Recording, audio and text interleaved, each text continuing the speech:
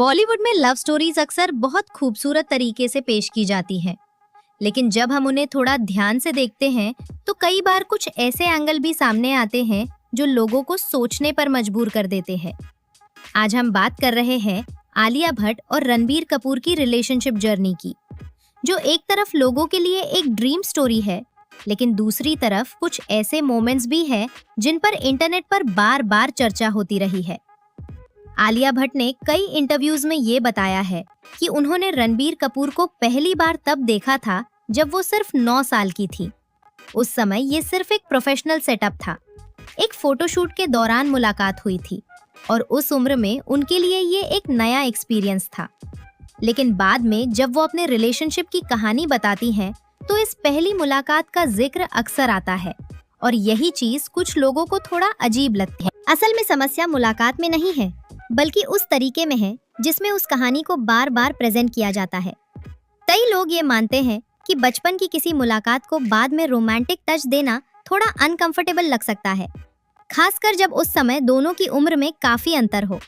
वहीं दूसरी तरफ कुछ लोग इसे बिल्कुल नॉर्मल मानते हैं और कहते हैं कि ये सिर्फ एक मासूम याद है जिसे बाद में शेयर किया जा रहा है।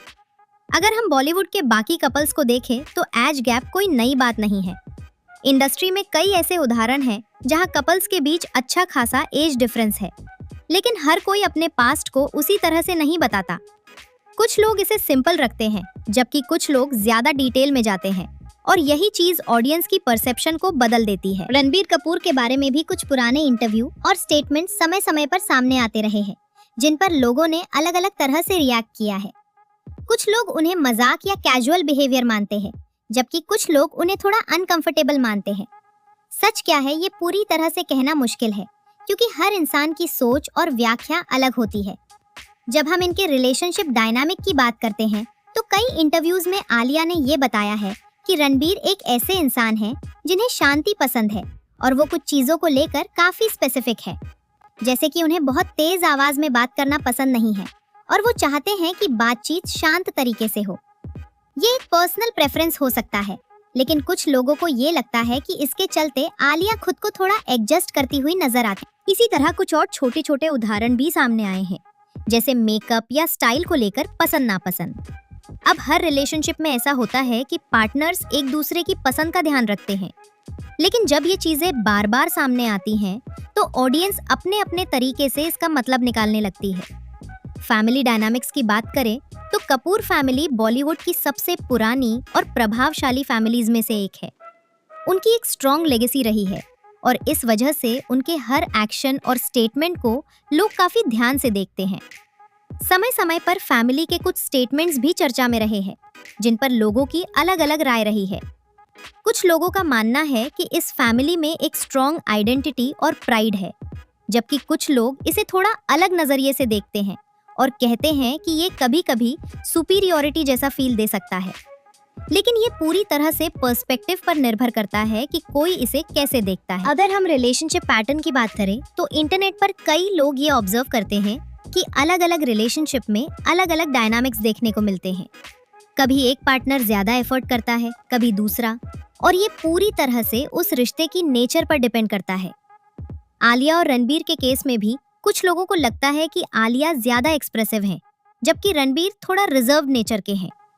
अब ये जरूरी नहीं है कि इसमें कुछ गलत हो, क्योंकि हर इंसान का नेचर अलग होता है।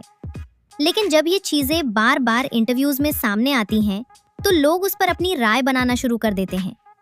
ये भी ध्यान देने वाली बात है कि आज के समय में सोशल मीडिया और इंटरव्यू कल्चर के चलते हर छोटी बात भी बड़ी बन जाती है। जो चीजें पहले सिर्फ पर्सनल होती थी, अब वो पब्लिक डिस्कशन का हिस्सा बन जाती हैं।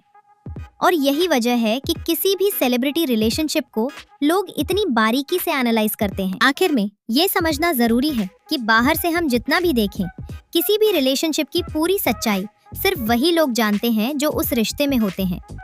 ऑडियंस का नजरिया हमेशा लिमिटेड होता है और कई बार हम चीजों को अपने एक्सपीरियंस के हिसाब से जज करने लगते हैं। इसलिए ये कहना कि सब कुछ परफेक्ट है या सब कुछ गलत है, दोनों ही एक्सट्रीम हो सकते हैं। सच्चाई कहीं बीच में होती है और हर इंसान अपने तरीके से अपने रिश्ते को समझता और संभालता है। तो इस पूरे मामले पर आपका क्या ओपिनियन है? क्या आपको लगता है कि लोग ओवर एनालाइज कर रहे हैं या फिर कुछ पॉइंट्स वाकई ध्यान देने लायक है? नीचे कमेंट में जरूर बताना। अगर आपको ऐसे ही डीप और अनफिल्टर्ड स्टोरी ब्रेकडाउन पसंद है तो वीडियो को लाइक करें, चैनल को सब्सक्राइब करें और मिलते हैं अगली वीडियो में।